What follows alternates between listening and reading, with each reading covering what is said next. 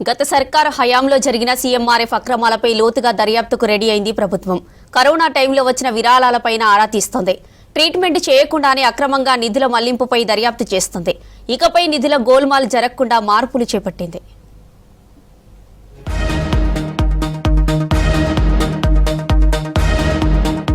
గత ప్రభుత్వంలో CM relief ఫండ్ను అక్రమంగా కాజేశారు కేటుగల్లు.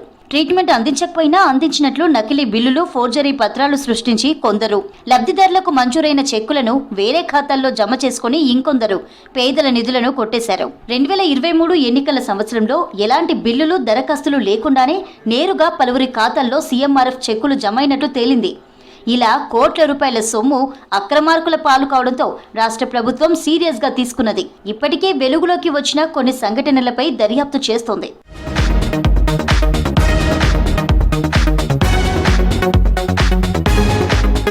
గత ప్రభుత్వ హయాంలో సీఎంఆర్ఎఫ్లో ఏ స్థాయిలో అవినీతి జరిగిందో తెలుసుకునేందుకు పూర్తి స్థాయిలో ఎంక్వైరీ జరిపించాలని ప్రభుత్వం భావిస్తుంది. కరోనా సమయంలో వందల కోట్లు సీఎం రిలీఫ్ ఫండ్ కు విరాళాల కింద వచ్చాయి. ఆ మొత్తం ఏమైనా మిస్యూజ్ అయిందా అనే కోణంలో విచారణ చేయనున్నట్లు తెలుస్తుంది. ఇక పాత పద్ధతిలో ఉన్న సీఎంఆర్ఎఫ్ విధానానికి రాష్ట్ర ప్రభుత్వం చెక్ పెట్టింది. పూర్తిగా ఆన్లైన్ చేయడంతో పాటు పారదర్శకంగా ఉండేందుకు అకౌంట్ డీటెయిల్స్ అప్లికేషన్ సమయంలోనే తీసుకుంటున్నది.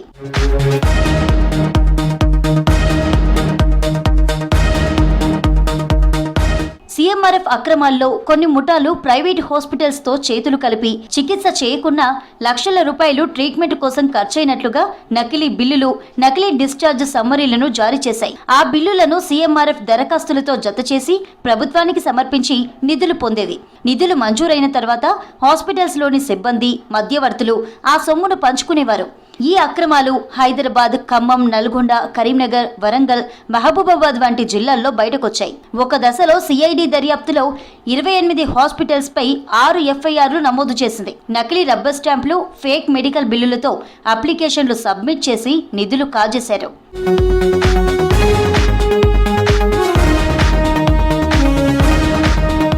కొన్ని ఎమ్మెల్యేల క్యాంప్ ఆఫీసులకు వెళ్లిన చెక్కులు మిస్యూజ్ అయినట్లుగా గుర్తించారు అధికారులు.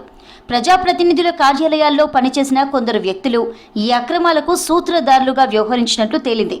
నియోజకవర్గానికి చెందిన స్థానిక లీడర్లు, గ్రామ స్థాయిలో ఉన్న కార్యకర్తలు వారికి సంబంధించిన ఏదైనా ప్రైవేటు హాస్పిటల్స్లో ట్రీట్మెంట్ చేయించుకొని పెద్ద మొత్తంలో బిల్లులు తెచ్చి సీఎంఆర్ఎఫ్ కోసం స్థానిక ఎమ్మెల్యేకు అప్లై చేసుకునేవారు. చెక్కులు మంజూరైన తర్వాత అవి నేరుగా మళ్లీ ఎమ్మెల్యే ఆఫీస్కే వచ్చేవి. ఇలా వాటిని కాజేసేవారు.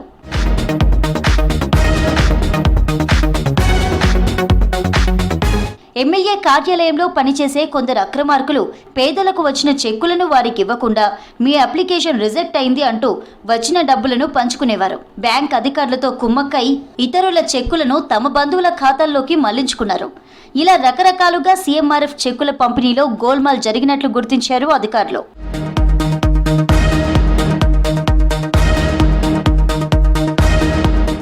ఎలాంటి బిల్లులు లేకుండా, దరఖాస్తులు లేకుండా నేరుగా సీఎంఆర్ఎఫ్ నిధులను గత ప్రభుత్వంలోని కొందరు లీడర్లు మళ్లించుకున్నట్లు తాజాగా ఐడెంటిఫై చేశారు అధికారులు. 2023 అసెంబ్లీ ఎన్నికల కంటే కొన్ని నెలల ముందు ఈ వ్యవహారం జరిగినట్లు ప్రాథమికంగా తేల్చారు. ఒక్కొక్కరు 10 లక్షలు, 20 లక్షల చొప్పున సీఎంఆర్ఎఫ్ నిధులు కాజేసినట్లు బయటపడింది.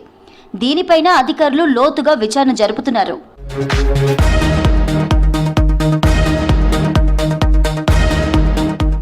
కాంగ్రెస్ ప్రభుత్వం సీఎంఆర్ఎఫ్లో అక్రమాలను అరికట్టడానికి కీలక మార్పులు తీసుకువచ్చింది. ఇందులో అత్యంత కీలకమైనది సీఎంఆర్ఎఫ్ దరఖాస్తు, చెల్లింపుల ప్రక్రియను పూర్తిగా ఆన్లైన్ చేయడం. ఈ కొత్త విధానంలో నేరుగా వెబ్సైట్ ద్వారా అప్లికేషన్ను సమర్పించవచ్చు. అప్లికేషన్ నెంబర్ ఏ స్టేజ్లో ఉంది, ఎక్కడెక్కడ అప్రూవల్స్ వస్తున్నాయి, ఎప్పటికప్పుడు మెసేజ్ల రూపంలో వస్తుంది. దీంతో దళారుల అక్రమాలకు తావుండదు.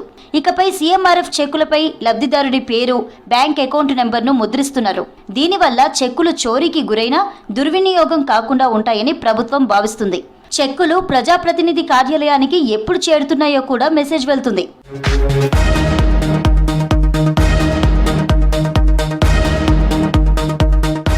2023 అసెంబ్లీ ఎన్నికలకు ముందు మంజూరైన 10,000 సీఎంఆర్ఎఫ్ చెక్కుల్లో సగం వరకు లబ్ధిదారులకు అందకుండా పోయాయి. సూర్యాపేట జిల్లా కోదాడ కేంద్రంగా ఒక భారీ కుంభకోణం వెలుగులోకి వచ్చింది.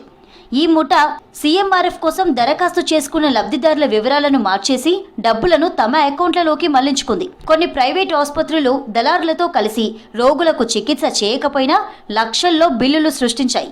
ఆ బిల్లులను సీఎంఆర్ఎఫ్ దరఖాస్తులతో జత చేసి నిధులు మంజూరు చేయించుకున్నాయి. కొందరు వ్యక్తులు తమ బంధువులు, స్నేహితుల పేర్ల మీద నకిలీ దరఖాస్తులు పెట్టి నిధులు కాజేశారు. ఇప్పటికే ఇలాంటి ఆసుపత్రులపై కేసులు నమోదు చేసి బ్లాక్ లిస్టులో పెట్టారు అధికారులు.